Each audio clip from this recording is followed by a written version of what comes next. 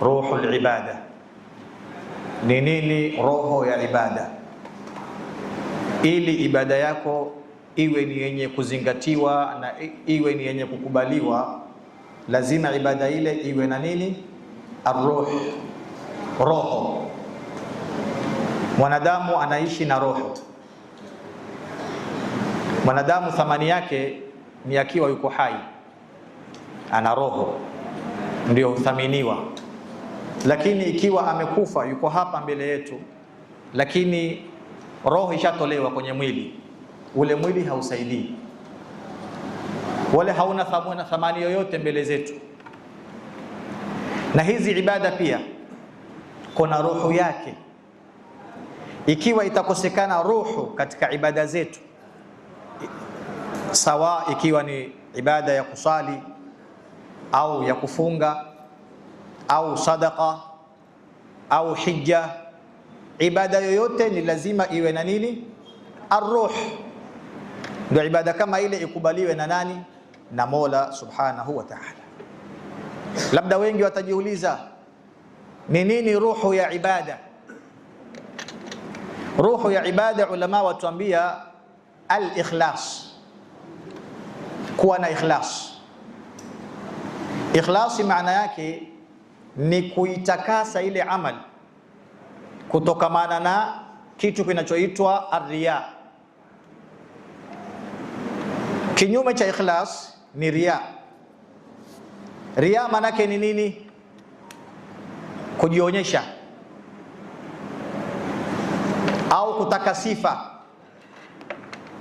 au kutaka utajo mzuri kwa watu. Hii inaitwa nini? Ar-riya.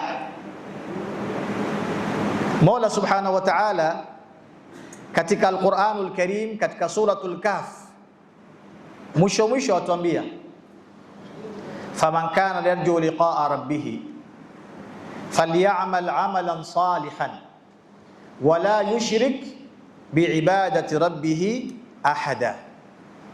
Faman kana yarju liqa'a rabbih, yoyote ambaye kwamba atarajia kwenda kukutana na Mola wake siku ya Kiyama. Na hakuna mtu ambaye kwamba hataki kukutana na Mola Subhanahu wa Ta'ala. Au faman kana yarju liqa'a rabbih, yule ambaye kwamba atarajia kwenda kumuona Mola Subhanahu wa Ta'ala.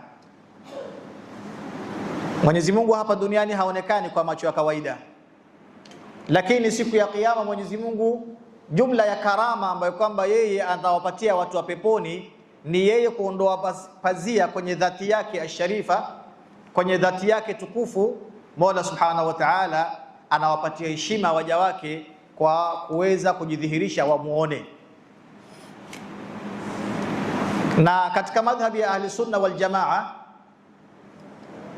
yathibitika kwamba Mwenyezi Mungu huonekana siku ya Kiyama au ataonekana siku ya Kiyama kwa nafsi ya Al-Qur'anul Karim. Aya Mwenyezi Mungu Subhanahu wa Ta'ala atuambia, aya iliyoko katika suratul Qiyama, wujuhu yawma idhin nadhira ila rabbiha nadhira. Asema kuna nyuso sampuli mbili.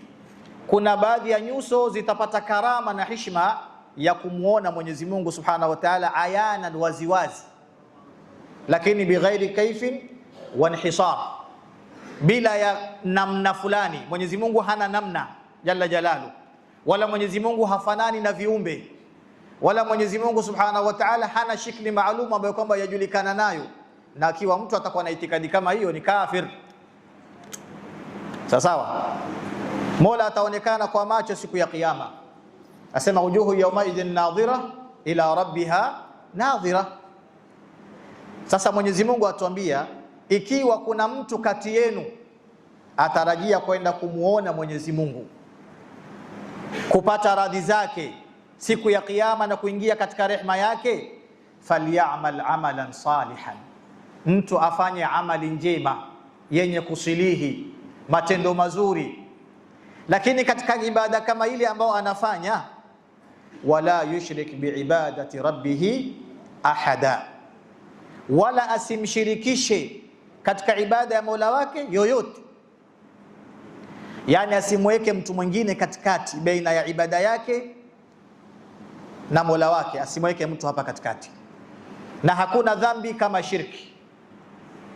Shirki, kuna shirki kubwa na kuna shirki ambazo kwamba zinaitwa shirki ndogo.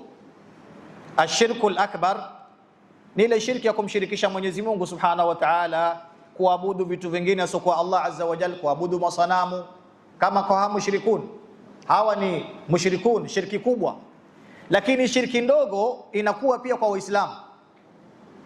Shirki ndogo ni kwamba wewe unaamini baadhi ya vitu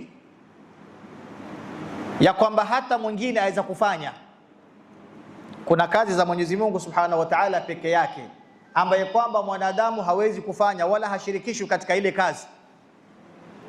Ikiwa kuna mtu katika Waislamu atakuwa na itikadi ya kwamba mvua inaweza ikanyesha kwa kudra ya watu fulani au kwa ilmu ya watu fulani au kwa utabiri ya watu fulani, itakuwa yeye amemshirikisha Mwenyezi Mungu Subhanahu wa Ta'ala, kwa sababu ya ilmu ya mvua ni ya Allah peke yake jalla jalal.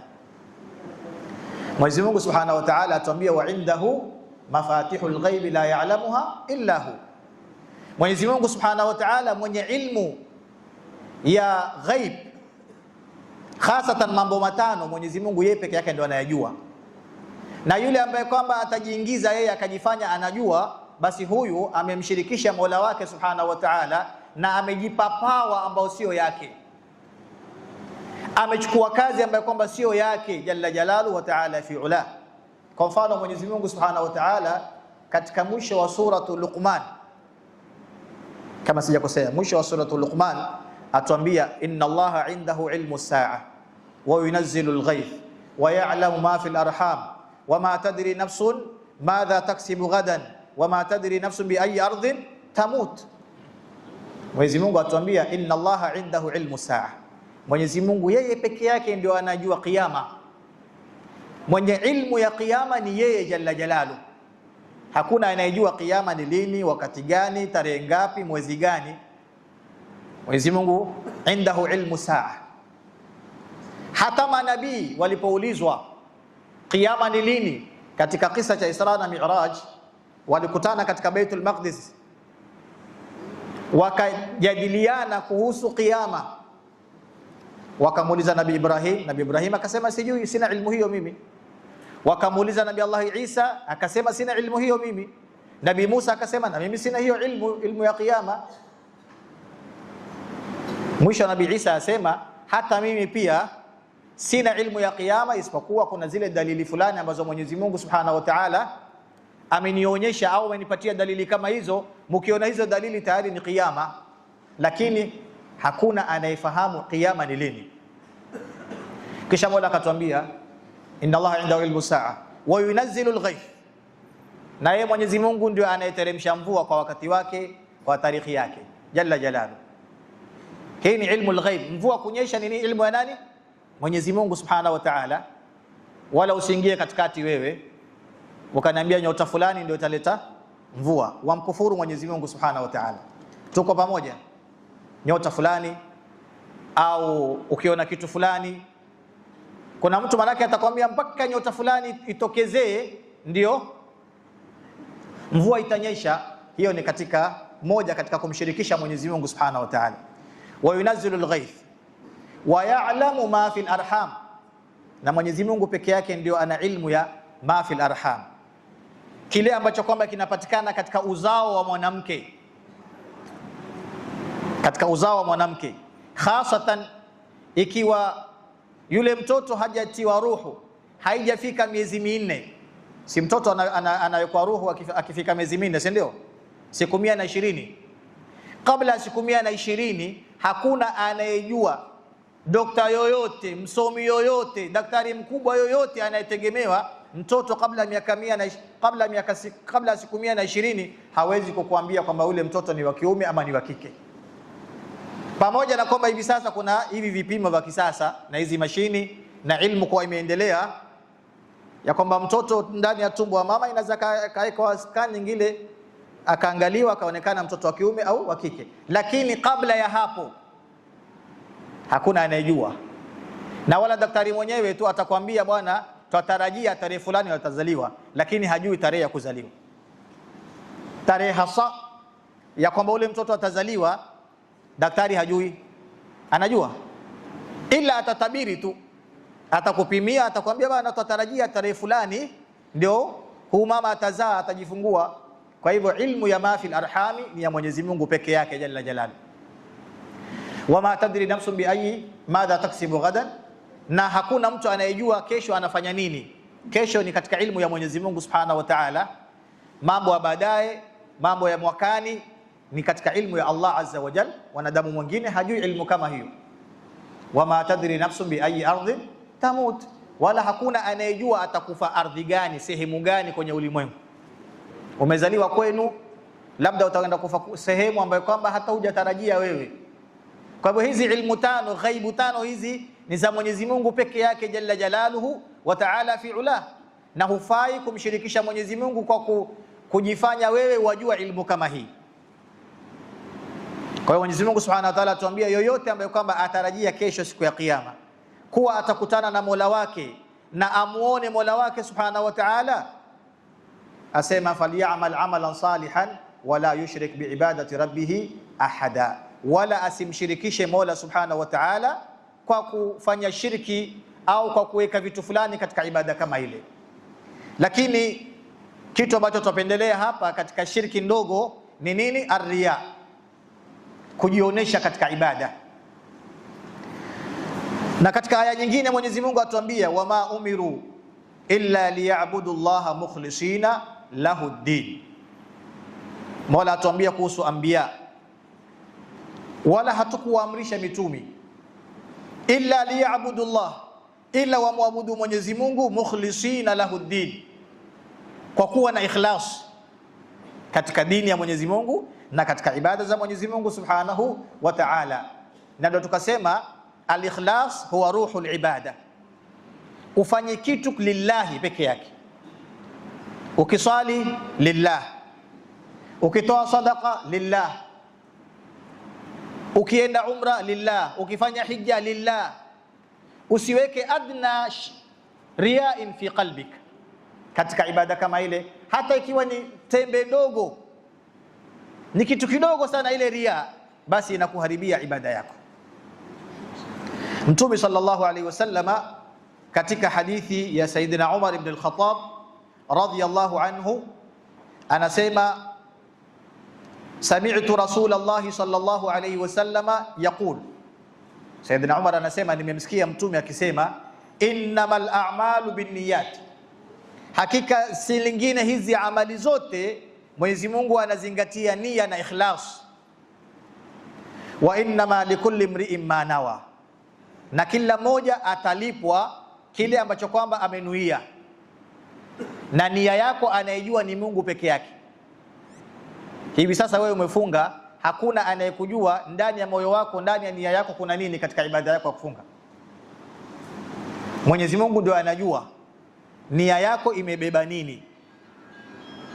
Faman kanat hijratuhu ila Allahi wa rasuli, yoyote ambaye kwamba amefanya hijra kwa ajili ya Mwenyezi Mungu na mtumi, fa hijratuhu ila Allahi wa rasuli, basi ataandikiwa ile nia yake, madamu yeye ametoka kwake nyumbani, ameenda Madina kufanya hijra, ametoka nyumbani ameenda msikitini kwa ajili ya sala.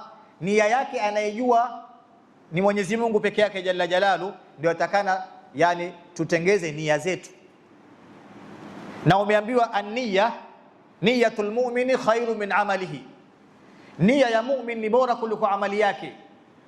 Mara nyingine aweza kaeka nia ikawa nia yako ni njema na una ikhlas katika kile unachotaka kufanya, lakini ikaja kitu kikakupinga hapa katikati, labda ugonjwa, labda dharura nyingine ambayo kwamba haiepukiki.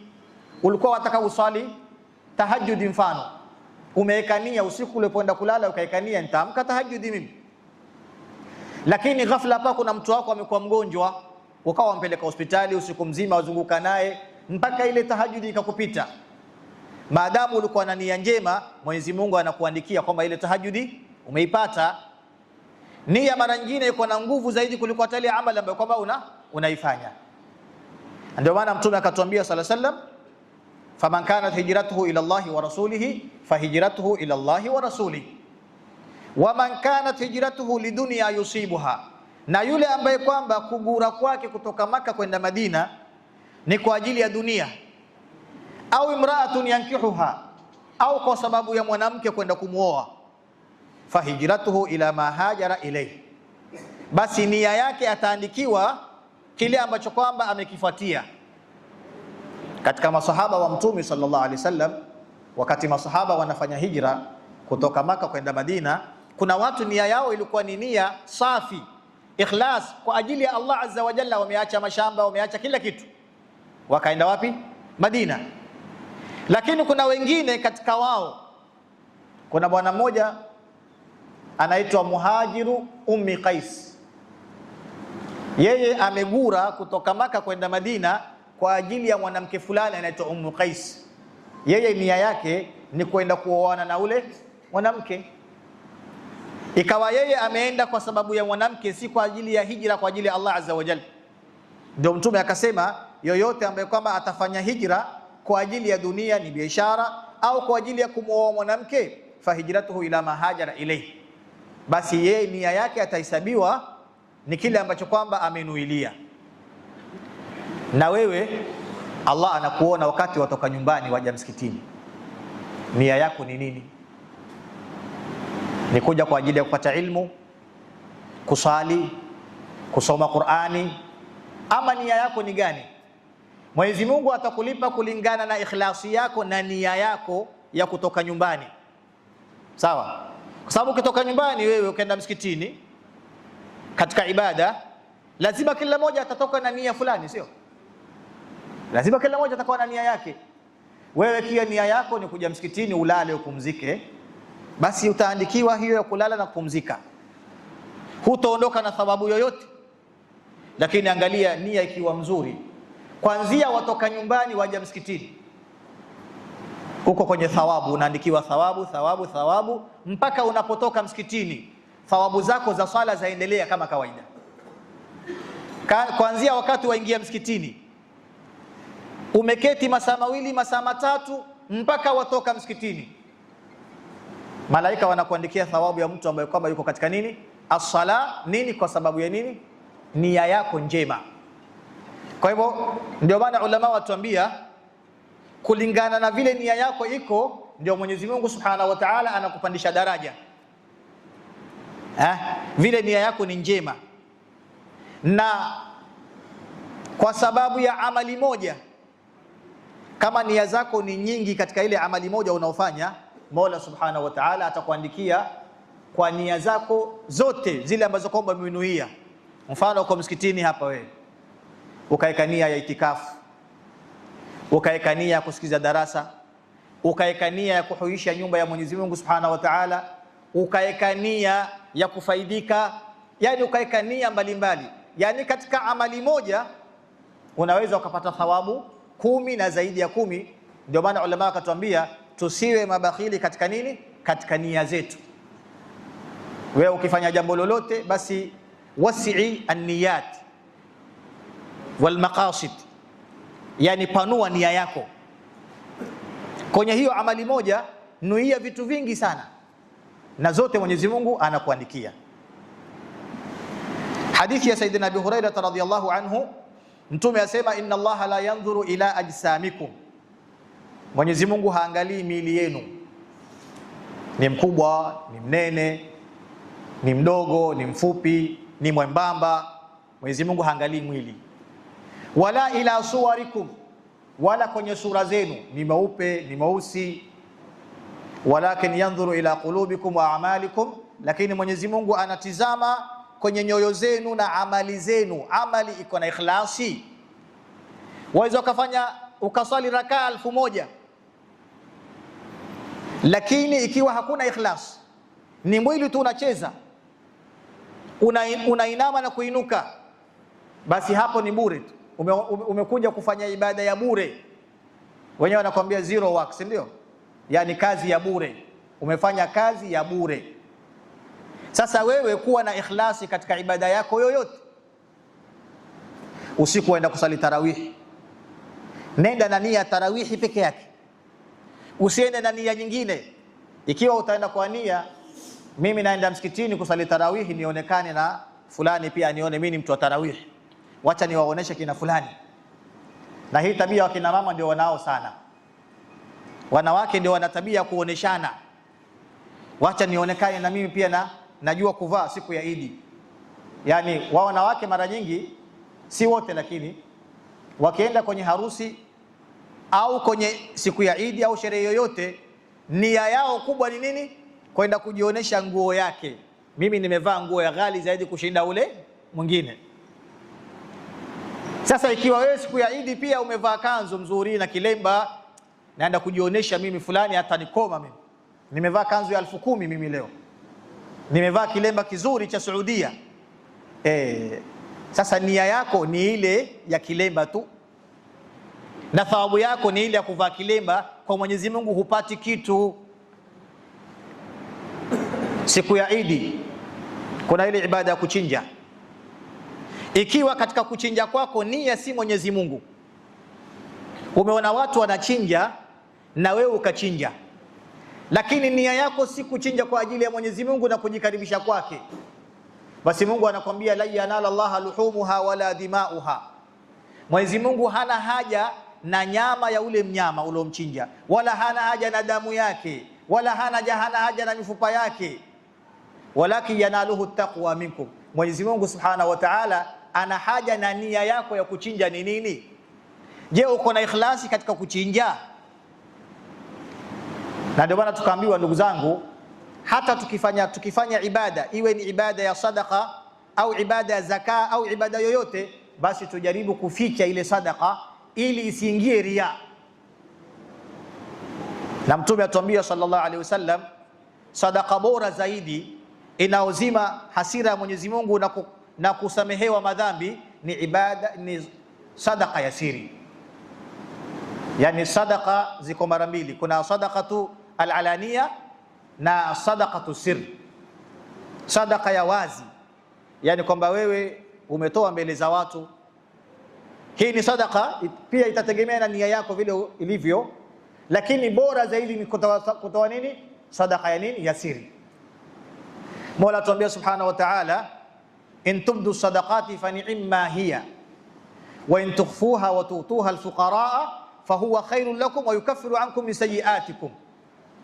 Yani mukidhihirisha sadaqa, mfano nimeleta tende ya Ramadhan nikagawanya mbele za watu, Mwenyezi Mungu asema fa ni'ma hiya, ni uzuri pia, lakini akasema wa in tukhfuha, mukitoa ile sadaqa mukaificha, wa tu'tuha al-fuqara, mukawapatia mafukara na masakini zile sadaka zenu kwa siri, fahuwa khairul lakum, hiyo ni bora zaidi kwenu nyinyi kuliko ile ya kutoa waziwazi. Wa yukaffiru ankum min sayiatikum, na Mwenyezi Mungu anawasamehe madhambi yenu na makosa yenu kwa sababu ya ile sadaqatu sir. Na Mtume asema kuna watu 7 siku ya Kiyama watapata kivuli cha Mwenyezi Mungu Subhanahu wa Ta'ala. Katika jumla ya watu 7 Mtume amemtaja yule ambaye kwamba anatoa sadaka kwa mkono wa kulia, mkono wa kushoto usijue. Yani anaificha mpaka mkono wake pia wa kushoto haujui kilichotolewa na mkono wa nini? Wa kulia. Sadaka. Na ndio maana ulama wakatuambia kwamba sisi tujaribu kujiweka mbali na vitu ambavyo kwamba vinatuletea nini? Arriya katika nyoyo zetu. Kwa hiyo tuwe na ikhlas. Na hapa nakumbuka kuna hadithi moja hatari sana. Lau tutaizingatia hiyo hadithi, basi kila mmoja atajitahidi kuweka ikhlasi katika nini? Katika ibada yake. Mtume atuambia thalathatun tusa'aru bihimun naru yawm al-qiyama, kuna watu 3 watachomwa na moto siku ya Kiyama. Watu 3 watachomwa na moto wa Jahannam siku ya Kiyama, na walikuwa ni watu wema. Hawa watu ambao wanaochomwa walikuwa na ibada ya sadaqa, walikuwa na ibada ya jihad fi sabilillah, na wengine walikuwa ni maulama. Mtume asema mtu wa kwanza katika hawa watu 3 ni maulama. Yule mwanachuoni ambaye kwamba yeye kasoma, lakini elimu yake alikuwa akitumia hana ikhlasi ndani yake. Yule msomi wa Qur'ani, hafidhul Qur'an, ambaye kwamba yeye amehifadhi Qur'ani yote, lakini wakati anasalisha watu nia yake ni asifiwe ama alipwe, asema huyu ni mtu wa kwanza ambaye kwamba atachoma moto. Na ndio tuambiwa, ndugu zangu, wewe msomi, elimu yako usiweke gharadhi yoyote ndani yake, usiwe na lengo lolote katika kutoa ilmu kuwapatia watu. Ikiwa lengo lako nisifiwe mimi, nionekane nimesoma zaidi kushinda watu wote, nionekane najua kuzungumza kushinda watu wote, nionekane mimi niko na ilmu kubwa kushinda watu wote, shekhe, hii hadithi inakuhusu. Sawa sawa ndugu zangu. Maulama, alim ambaye kwamba yeye ataka kutajwa na watu. Maana kuna watu wengine wanatoa mawaidha, wanatoa ilmu, kisha baadaye anakuambia, umeonaje? Umeonaje ile mawaidha nilotoa mimi? Umeonaje ile ilmu yangu? Umeonaje? Ile umeonaje sasa ndio hatari. Ile kule kusema umeonaje mazungumzo yangu, umeonaje ile ilmu yangu, ni hatari. Sasa ndio takana wasomi wajitahidi sana katika ilmu zao, wasiwe na lengo lolote katika ile ilmu. Alafu mtu wa pili ambao ametajwa kwamba atachomwa moto ni almujahid fi sabilillah, yule aliopigana jihadi katika njia ya Mwenyezi Mungu Subhanahu wa Ta'ala. Ataletwa mbele ya Mwenyezi Mungu Azza wa Jalla. Mwenyezi Mungu atamuuliza, bwana, wewe umefanya jihadi fi sabilillah kwa ajili yangu ama kwa ajili gani? Yule bwana atasema, ya Rabbi, mimi nimejitahidi, nimepigana, nimetoa mali yangu nikaeka katika fi sabilillah, wala sikuwa na jambo lolote baya katika ile jihadi. Mwenyezi Mungu anamwambia, kadhabta, umesema urongo wewe. Mimi najua zaidi nia yako. Wewe ulikuwa nia yako ni watu waseme innahu shujaa au innahu jari. Umepigana kwa sababu watu wakusifu, watu waseme fulani ni shujaa, mashallah, fulani ajua kupigana sana. Nia yako ilikuwa ni hiyo.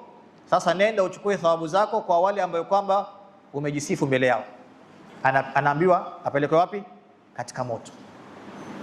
Mtu wa tatu ni yule ambaye kwamba yeye alikuwa akitoa sana, akisaidia sana, mkono wake alikuwa akinyosha kwa kila mtu, lakini Mwenyezi Mungu atamuuliza, kule kutoa kwako nia yako ilikuwa ni gani?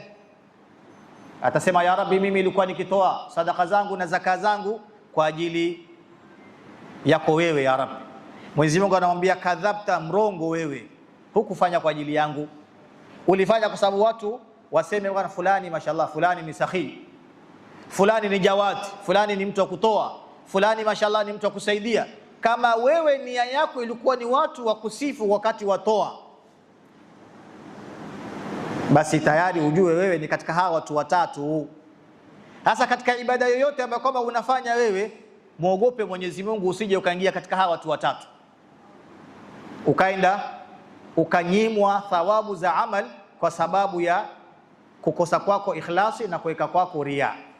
Mwenyezi Mungu Subhanahu wa Ta'ala tujalie ikhlasi katika ibada zetu insha Allahu Ta'ala. Na katika somo letu la as-saum leo tutazungumzia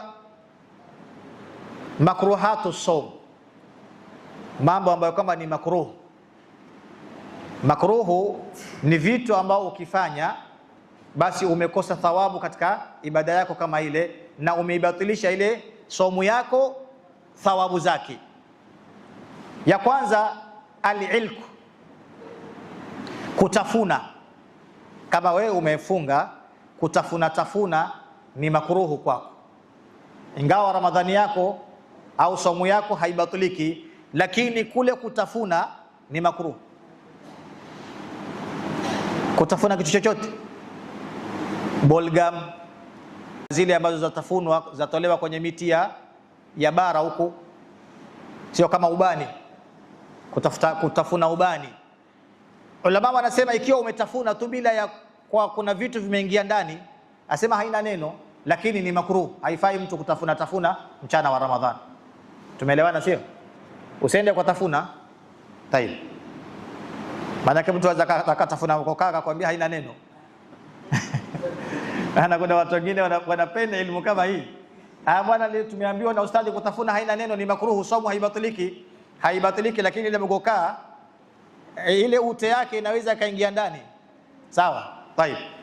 Kisha ya pili, dhauqu at-ta'am, kuonja chakula ni makruhu biduni haja, kama hakuna haja yoyote, ma adami usuli shay ila al-jawf, ikiwa hakuna kitu ambacho kwamba itashuka ikafika ndani, asema hii ni makruhu. Lakini kama kuna haja ya kuonja chakula, yule anayepika anaruhusiwa kuonja. Sana sana ni wale wamama ambao wanatayarisha iftar, anafaa kuonja sukari imetosha, chumvi, anakoroga juice kidogo, angalie kama iko sawa, lakini kwa ulimi tu hapa juu juu, kisha ateme. Lakini ikiwa ameonja na akapitisha, saumu yake sharibika. Tumeelewana? Na au mathala mtu ni ameitwa kuwapikia watu umma. Mfano utaona katika mwezi wa Ramadhani kuna misikiti mingine kuna kufuturishana, kuna watu wanafuturisha watu Waislamu. Sasa ule mpishi ambaye kwamba anapika chakula cha watu wote anaruhusiwa kuonja tu, kuangalia kama chakula iko sawa ladha yake, kisha ateme. Lakini ikiwa atapitisha pamoja na mate yake ikaingia ndani, basi ujue saumu yake itakuwa imeharibika na atailipa baada ya Ramadhani. Jambo lingine ambalo ni makruh, al-ihtijamu, kuumika katika mchana wa Ramadhani. Usiku hakuna neno, lakini katika mchana kufanya ihtijam, wa huwa ikhraju dam. Ihtijam manake ni mtu kutoa damu katika mwili wake kwa ajili ya kujitibu, na Mtume SAW dawa yake kubwa ilikuwa ni ihtijam. Na hata malaika wakati Mtume ameenda Isra na Mi'raji, wakati anarudi, malaika walimwambia Mtume, waambie umma wako, mur ummataka bil hijama, waamrishe umma wako wafanye hijama, kuumika. Hakuna dawa kama kuumika, lakini katika mchana wa Ramadhani haifai. Kwa nini? Liannahu yurithu dha'f, kwa sababu kule kuumika inaleta udhaifu katika mwili. Sawa? Kwa sababu mtu ambaye amefunga yeye mwenyewe ni dhaifu, kwa sababu hanywi, hana nguvu, ni dhaifu. Hasa akiongeza tena kutoa damu anakuwa dhaifu zaidi. Ndio maana Mtume akasema aftara alhajimu walmahjum, ameharibikiwa na somo yule ambaye kwamba ameumika na yule mwenye kuumikwa, wote wawili, yule anayeumika mwenzake na yule anayefanyiwa, anayeumikwa pia, somo zao zimeharibika. Naam. Nyingine, majjul ma'i ba'da al-iftar, kutema maji baada ya kufungua muadhini. Yani ni sunna wakati wafungua muadhini, ile maji ya kwanza ambayo kwamba utakunywa ile tama ya kwanza usimwage, umeze, kwa sababu kuna baraka ya yale mate ambayo kwamba umeshinda nao ya somo. Ile ina baraka, inachanganyikana na mate ya somo pamoja na maji, utakuwa ni baraka kwenye mwili wako. Sasa kama umesukutua, na kuna watu wanapenda kusukutua kwanza kabla ya kunywa maji. Kusukutua si sunna hapo. Tumeelewana? Wakati wafungua muadhini kusukutua si sunna. Yale maji ukunywe, usukutue, umeze. Tumeelewana? Ukimwaga ni makruh. Tayeb. Jambo lingine, al-ghuslu bil-inghimas, kuoga kwa kuzama. Haifai ikiwa wewe umefunga kuzamazama katika maji. Umeingia mtoni mathalan, wataka kuoga, oga kawaida tu, ama kuchukua jarkeni ujimiminie, lakini kule kuzamazama ile ni makruh. Sawa? Na ikiwa umezama maji yameingia kwenye masikio, basi ujue saumu yako imeharibika. Tuko pamoja? Jambo lingine ambayo kwamba ni makruh, asiwaku baada zawali, kupiga mswaki baada ya jua kupondoka. Mswaki ni sunna kuanzia asubuhi, piga mswaki mpaka adhuhuri. Yani baada adhuhur si vizuri kupiga nini? Kupiga mswaki. isipokuwa katika baadhi ya madhahibi ya maimamu wengine kama jumhurul ulama Sayyidina Abi Hanifa na Sayyidina Malik ibn Anas na Imam Ahmad bin Hanbal wanasema kwao mswaki si makruh, unaweza ukapiga wakati wowote. Lakini katika madhhabi ya Imam Shafi'i na wafasi wake, yani kupiga mswaki baada dhuhuri nini ni makruh. Jambo lingine ni kathratu shibai wan naum, kule kushiba sana na kulala sana. Asema hii ni makruh kwa mtu aliyefunga, kwa sababu ibada ya kufunga ni ibada ambayo kama ataka ufanye katika mwezi wa Ramadhani uhisi ile ladha ya kufunga.